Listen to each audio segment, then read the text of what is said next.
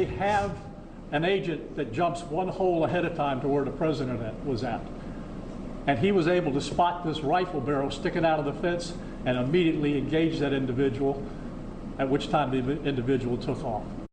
It is absolutely remarkable. Our Brian Entin is live right now outside of Trump International Golf Course. Brian, to hear the details of this attempted assassination on former President Trump, and that this gunman was so close, and yet Secret Service was vigilant enough to spot the guy in the bushes.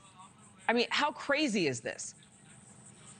Yeah, it's chilling, Adrienne. I mean, this gunman was 300 to 500 yards from former President Trump. The Secret Service was a hole or two holes ahead.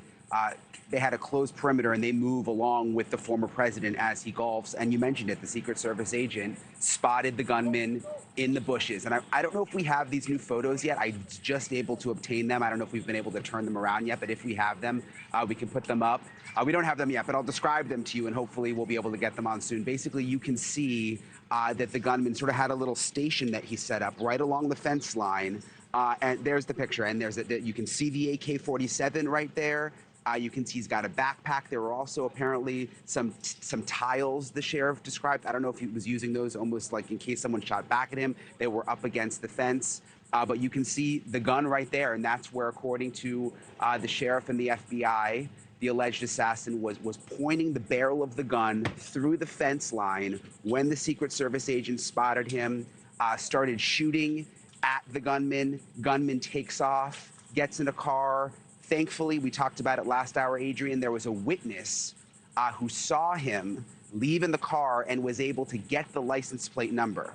That was pivotal because the license plate number was then relayed back to law enforcement. They put it into a database. They pick up the license plate on a license plate reader in Martin County, which is the county just north of where we are in Palm Beach County, and they're able to pull over the gunman and take him into custody. We don't have the name right now. We don't know the background.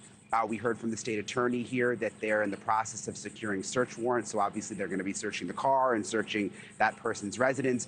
The person was headed north, though, which is an interesting tidbit, because he was caught up in Martin County. So does that mean that the gunman lives north of here? All of that under investigation, Adrienne. Well, and just thinking about how much evidence was left there at the scene, how far away did that guy think he could really get, leaving a backpack and the weapon?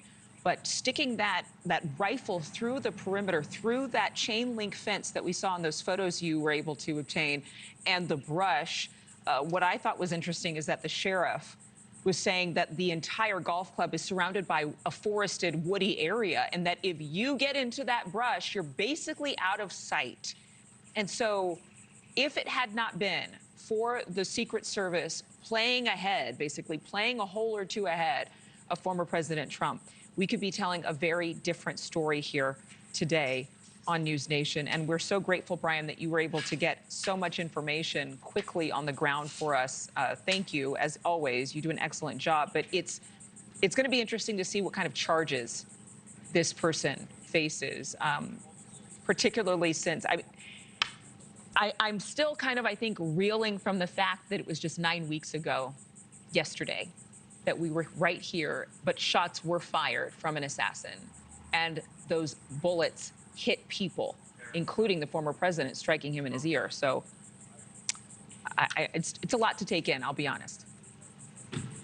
Brian Entin. Yeah, it is. I mean, we were covering it just a little more than 2 months ago, Adrienne, and now we've got a second assassination attempt on former President Trump. I guess the good news here, though, is unlike what we saw in Butler, where there was just a massive failure by the Secret Service, here in West Palm Beach, the plan worked. I mean, they had the team moving ahead of the former president, checking the fence line, the wooded area, and thank goodness that agent was able to spot the gunman this time. Yes, and thank you for ending on a positive note, because when these kinds of things happen back to back like this in a historic way, I mean, most people of our age, of our generation, have never seen this happen in real time.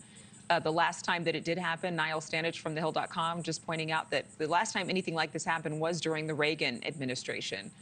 And so to have it happen twice in 2 months, things have changed. And Eric Trump, the former president's son, posting on X saying something needs to change. But again, good news. Nobody was injured. Brian Entin, thank you again from Florida and the Trump International Golf Club. Thanks so much for watching. Go to joinnn.com to find News Nation on your television provider. And don't forget to click the red subscribe button below to get more of News Nation's fact-driven, unbiased coverage.